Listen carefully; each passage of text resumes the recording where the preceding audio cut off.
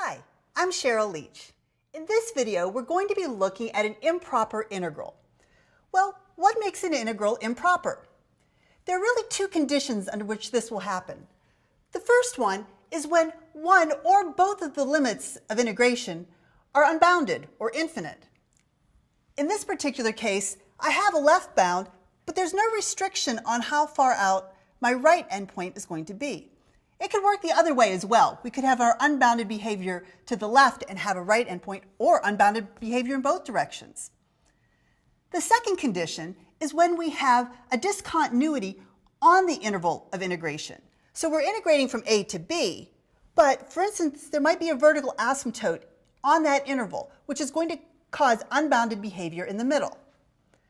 All right, so let's take a look at the improper integral that we were given. Well, I guess the first question is it really improper? Well, the easiest condition to see is that infinity for my upper limit of integration. That tells me that it's going to be improper because of that first condition, unbounded behavior for that top limit of integration. But it's worth checking if the second condition holds as well. However, e raised to the x divided by 3 is a continuous function, and it's defined for all values of x. So we don't have to worry about any vertical asymptotes in the middle of that function. So we're going to go ahead and get started. So the first issue I need to deal with is that infinity.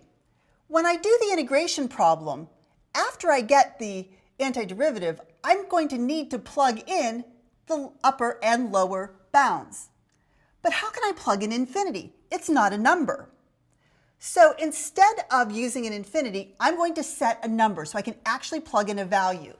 So I'm going to say that this is going to be equal to the integral from 0 to a of e to the x divided by 3 dx. And then after I do the integral, I'm going to let that value a approach infinity. So that means I'm going to take the limit as a approaches infinity. Okay, so the next thing I need to do is actually tackle the integration problem.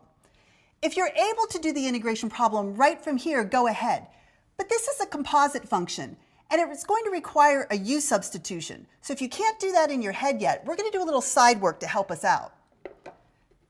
So we're going to look at the integral of e to the x divided by 3 dx. And as I said, we're going to use a u substitution. Typically for u, we choose the inside of the composite function. So I'm going to let u equal x divided by 3. That means that du is going to be 1/3 dx. Now that's great, except for the fact that it doesn't quite fit my integrand. I have e to the u, but I want a 1/3 dx, not just a dx. Well, I can fix that by multiplying by 3 and multiplying by 1/3. By doing that, I have not changed the integrand because 3 times 1/3 is 1. But I can now rewrite this as 3e to the u times du. Now I can go ahead and use my basic integration rules.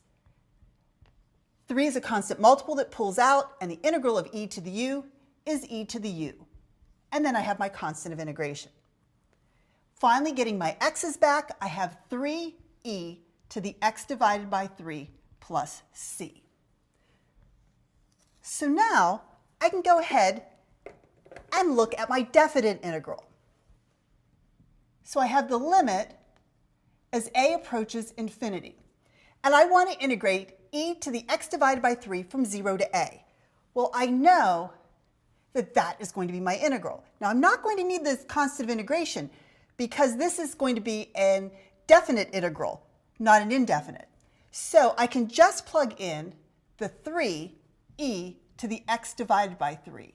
And of course, I want to evaluate that from 0 to a. All right, as always, we plug in the upper limit and then subtract what happens when we plug in the lower limit. So I'm going to have the limit as a approaches infinity of 3e to the a divided by 3 minus 3e to the 0 divided by 3.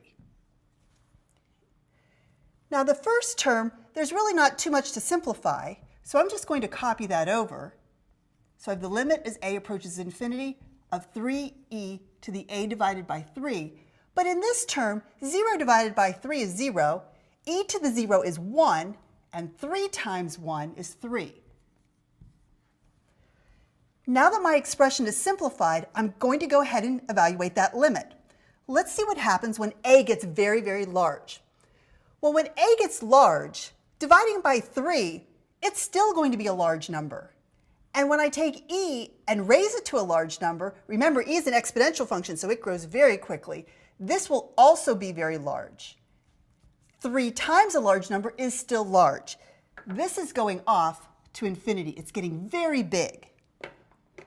Now, as a approaches infinity, nothing really happens to 3. It's a constant value. But if you have a really big number and you subtract 3, it's still a very big number. So my limit equals infinity.